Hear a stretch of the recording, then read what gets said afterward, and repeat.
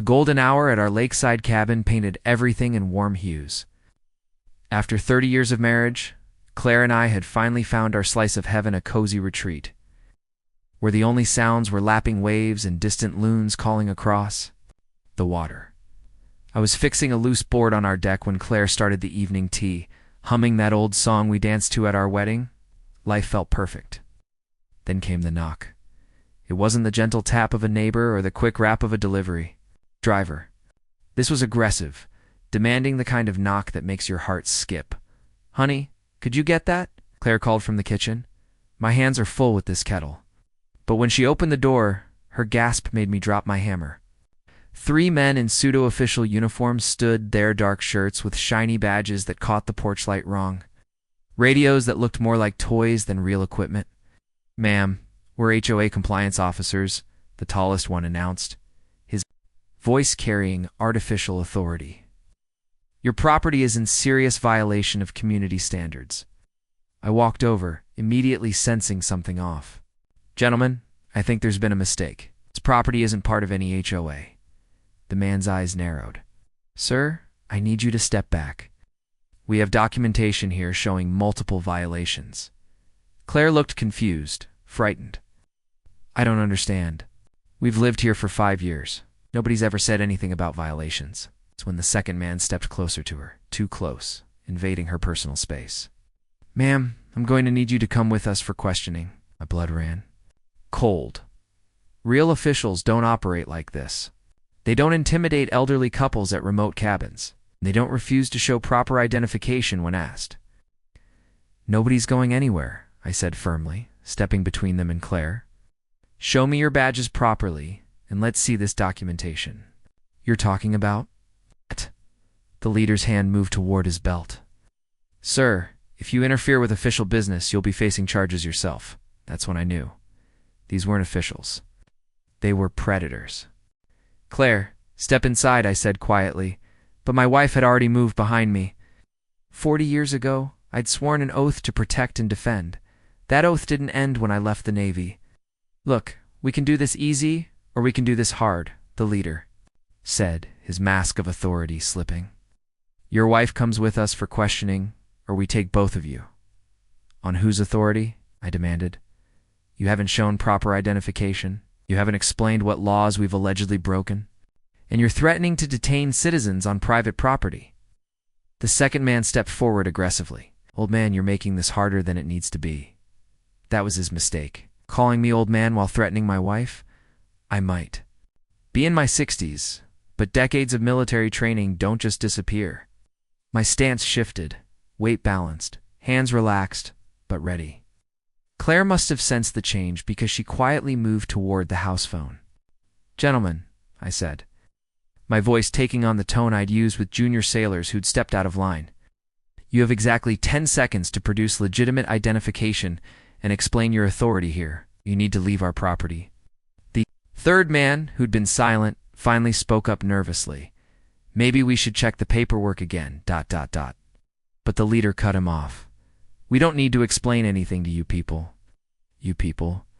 Now, I was certain these were criminals, not officials. "Claire's calling the real sheriff now," I announced calmly. "I suggest you gentlemen leave before they arrive and start asking uncomfortable questions about your credentials." The leader's composure cracked entirely. "You can't do that. We're conducting official business." "Then you won't mind when real law enforcement verifies that," I replied. That's when they made their critical error. The leader lunged toward Claire, trying to grab the phone from her hands. Military instincts kicked in. I intercepted him smoothly, using his momentum against him, guiding him away from my wife and toward the porch railing. Nothing violent, nothing that would hurt him, just a redirection that left him off balance and confused. "Don't touch my wife," I said quietly, but with steel in my voice. The other two hesitated, suddenly realizing their easy targets weren't so easy after all.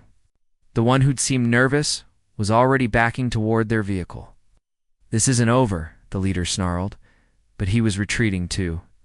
Double quotes, "Yes, it is," I replied, because the sheriff's dispatch just confirmed they have no record of any HOA enforcement action in this area. Funny thing about that. Within 15 minutes, 3 county sheriff's deputies arrived. their genuine badges and professional demeanor a stark contrast to our earlier visitors. The fake officials had fled, but not before one of our neighbors, bless her heart, had gotten their license plate number. Sheriff Martinez, respected veteran of the county force, listened carefully to our account. His expression grew graver with each detail. "Mr. Johnson, you and your wife aren't the first folks to report something like this," he explained. "But you are the first who handled it so well. Most victims are too frightened or intimidated to resist." Claire squeezed my hand. "There were others, afraid so. We've been tracking what appears to be an organized group targeting rural properties. They use intimidation tactics to pressure people into abandoning their homes, sometimes paying well below market value just to make the harassment stop." The sheriff's investigation, aided by our detailed descriptions and our neighbors' quick thinking, led to arrests within 48 hours. The fake badges, forged documents, and rental vehicles all pointed to a sophisticated real estate scam targeting elderly homeowners. 2 weeks later, Sheriff Martinez stopped by with an update that warmed our hearts. The arrests led to a bigger investigation. He told us over Claire's famous apple pie. Turns out this group was connected to an unscrupulous development company, trying to acquire lakefront properties cheaply. Your resistance started a domino effect. 2 victims came forward, and we've shut down the entire operation. Claire smiled, but I could see the relief in her eyes. "So it's really over?" "Yes, ma'am. And thanks to folks like you who stood their ground, this county is a little bit safer." That evening, as Claire and I sat on our deck watching the sunset paint the lake in brilliant oranges and purples, she took my hand. "You know, when we retired here, I thought our adventure days were behind us," she said softly. I chuckled, pulling her closer. "Sometimes adventure finds you whether you're looking for it or not.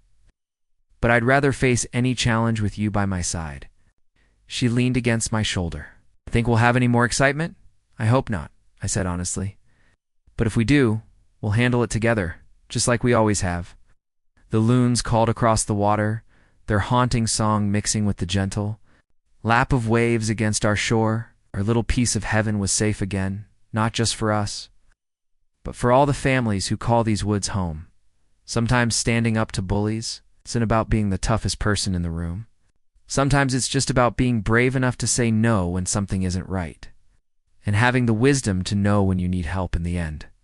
That's what communities are for, looking out for each other, standing together against those who would prey on the vulnerable, and proving that ordinary people can do extraordinary things when they refuse to be victims.